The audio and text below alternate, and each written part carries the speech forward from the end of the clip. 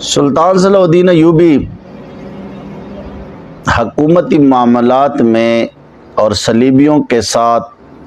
مقابلے میں اتنے مشغول رہے کہ کبھی کعبہ نہ دیکھ سکے۔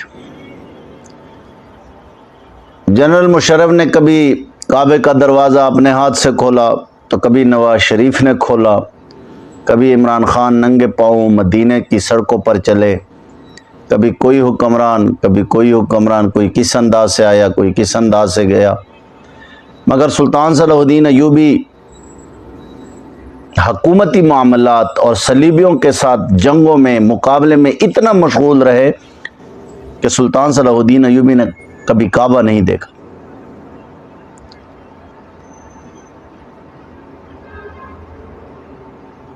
سلطان صلاح الدین ایوبی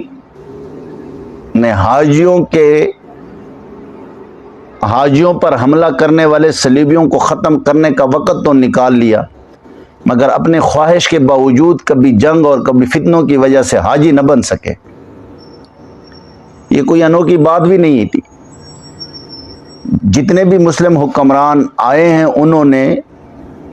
پہلے ان معاملات کو ترجیح دی، اور مسلم حکمرانوں کو معلوم تھا کہ مسلمانوں کے اجتماعی معاملات کا دفاع اپنی انفرادی عبادات سے پہلے آتا ہے۔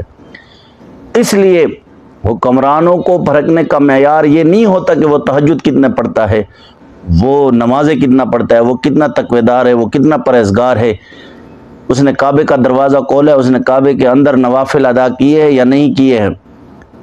اس نے کتنی بار کعبے کا دروازہ کھولا ہے، بلکہ معیار تو یہ ہے کہ حکمران کو جہاں اقتدار ملا وہاں اللہ کا دین غالب کیا ہے،